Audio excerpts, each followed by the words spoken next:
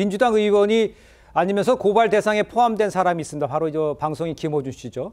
국민의힘에서는 국무위원 연쇄 탄핵이라는 이 초강수 김어준 씨에게서 나왔다. 이렇게 지적을 하고 있습니다. 먼저 나왔다 이렇게 지적을 하고 있는데 물론 그전에도 일각에서는 그런 얘기가 있었다는 얘기도 있습니다. 그런데 실제로 김어준 씨의 발언이 있고 그다음에 민주당 초선 의원들이 거기에 뭐 화답하듯이 이렇게 메시지를 낸 것, 요 내용들이 있습니다. 한번 비교해서 한번 들어보시죠. 이제는 국무회의를 여러 번 했고 마흔역 가지고 그때마다 국무위원들이 안 된다고 하는 의견을 낸 사람들이 있잖아요. 네. 그런 사람들 그냥 같이 다 탄핵해야 되는 거 아니에요? 지금은 시간은 윤석열의 편이에요. 거꾸로. 결단이 없이 그냥 지나가는 건 윤석열의 편이지 않습니까? 내일 모레까지 마 재판관을 임명하지 않는다면 바로 한 권한대행에 대한 재탄핵 절차에 들어가겠습니다. 모든 국무위원에게도 똑같이 경고합니다. 이후 권한대행으로 승계될 경우 마흔역 재판관을 즉시 임명하십시오. 그렇지 않을 경우 마찬가지로 아무것도 따지지 않겠습니다. 즉시 탄핵하겠습니다. 자, 직접 보셨습니다만 아무것도 따지지 않겠습니다. 즉시 탄핵하겠다. 그러니까 오전에 김원현 씨가 유튜브 방송에서 마흔역 재판관 임명을 반대하는 이 국무위원들 다 탄핵해야 하는 것 아니냐 이렇게 이야기를 하고 오후에 저 민주당 초선 의원들이 줄탄핵 성명이 나오면서 야 이거 혹시 연결돼 있는 거 우연이라고 하기에는 조금 글쎄요 생각해보는 사람들도 많은데 물론 일각에서 민주당에서 저런 줄탄핵까지도 생각을 안 했다고는 할 수는 없을 것 같아요. 저 상황들은 어떻게 이런 주장에 대해서는 어떻게 보세요? 그래서 권성동 원내대표가 김어준 씨의 지령을 받아 이재명 대표의 승인을 받아 이렇게 얘기하더라고요. 그러니까 국민의힘 측에서는 이 부정선거 음모론부터 이제 음모론에 심취해서 이제 우리가 민주당이 김어준 씨의 지령을 받는 정당으로 또 이런 음모를 얘기하시는데 전혀 상관이 없다는 말씀드리고요. 그러니까 민주당으로서는 민주당한테 거대 여당, 거대 야당 뭐 이렇게 다수당을 차지하고 있지 않냐라고 하고 말씀들 하시지만 저희가 할 수 있는 걸 다 해봤는데 지금 이 헌법을 유린하는 이 행정부의 행태를 막을 수 있는 게 없습니다. 지금 마흔역 재판관을 임명하지 않고 있는 거에 대해서 우리가 작년에 한덕수 권한대행에서 탄핵소추도 해봤고요. 그렇게 했더니 최상목 권한대행이 3인 중 2인은 그래도 임명하지 않았습니까? 그 이후에 뭔가 권한쟁의 심판도 해보고 정치적 압박도 해보고 할 수 있는 걸 다 해봤는데 계속 이렇게 헌법을 유린시키는 행위를 우리는 그 목도만 하고 있어야 됩니다. 근데 그거에 대해서 대통령이 아무리 위헌 위법이라 하더라도 이거 그 권한대행이 임명할 필요는 없다라고 말씀하시는데 아니죠. 원래 지금까지 우리나라 헌법에서 헌법재판관 9인을 입법부, 행정부 그리고 사법부 3인씩 추천 권한을 나누고 그거에 대해서 대통령이 굳이 며칠 안에 임명하지라고 하지 않았더라도 역대 대통령 모두가 그냥 바로바로 임명을 해줬기 때문에 문제가 없었던 건데요. 지금 이렇게 임명을 하지 않고 있는 행위에 대해서 민주당은 그럼 뭘 해야 됩니까? 만약에 지금 일각에서 말하고 있는 만약에 윤석열 대통령의 탄핵 심판이 4월 18일 넘어갈 것이다 이 얘기도 나오거든요. 그러면 그렇게 되면 6인 체제가 되면은 그냥 한덕수 정부가 되는 겁니다.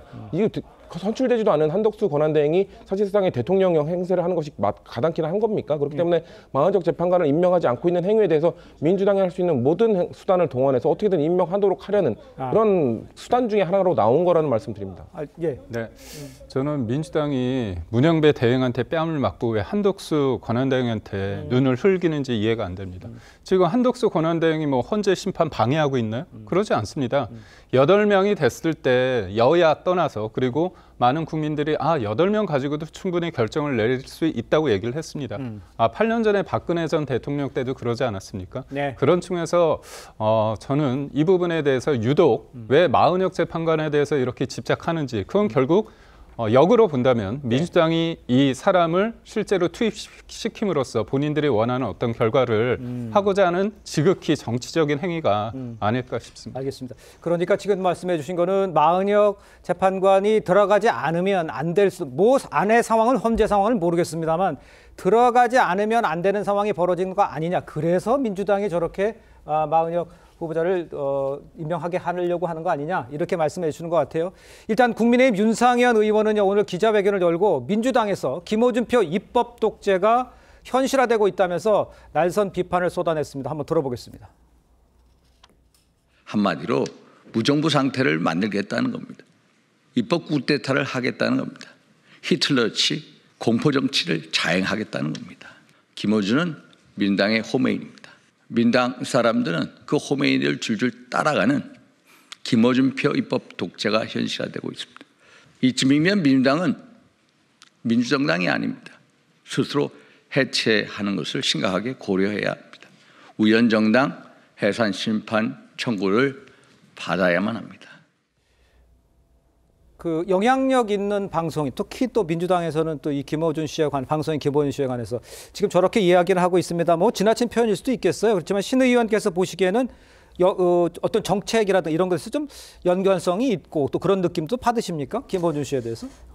실제로 뭐 의원들마다 차이가 있을 겁니다. 네. 왜냐하면 그 유튜브에 출연을 자주 하는 의원들과 네. 뭐 출연을 하지 않는 의원들, 특히 지금 뭐 더 민초라고 하는 초선 의원 모임에서도 네. 강경파가 있고 온건파가 있지 않습니까? 그렇기 때문에 각자의 정치의 방식은 유튜브를 활용할 수도 있고 또 영향을 받을 수도 있고 예. 영향을 안 받고 자기만의 정책 노선을 가는 사람이 있기 때문에 민주당에는 다양한 그런 의정 활동의 방식이 있다라는 말씀을 드리고 싶고요.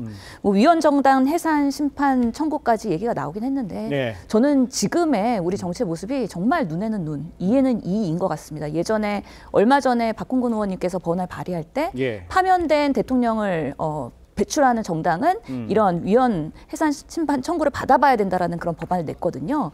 그러다 보니까 그것을 다시 되돌려준다는 방식으로의 윤상현 의원이 이렇게 발언을 한 걸로 보입니다. 예. 근데 결국에는 아무리 지금의 비상겸의 초유의 사태이긴 하더라도 우리의 정치가 이렇게 끝까지 막장으로 가는 모습이 정말 국민들이 어떻게 바라보실 것인가에 대해서 상당히 저는 의문을 갖고 우려를 할 수밖에 없는 상황이고요. 네. 우리의 정치가 지금 뭐 우리 쪽도 마찬가지지만 저쪽에 있는 보수 쪽도 정광훈 목사님도 큰 영향을 주고 있고 전한길 우리 강사도 예. 실제로는 앞으로는 유튜브 정치 할 거라고 저는 봅니다. 그런 부분에서 의원들이 자유롭지 못하다 보니까 끌려가는 정치를 하고 있지 않느냐에 대한 비판에 대해서는 양쪽 다 예. 엄중하게 이 상황의 심각성을 바라봐야 된다라는 면에서는 뭐 겸손할 필요가 있다라고 생각합니다. 알겠습니다.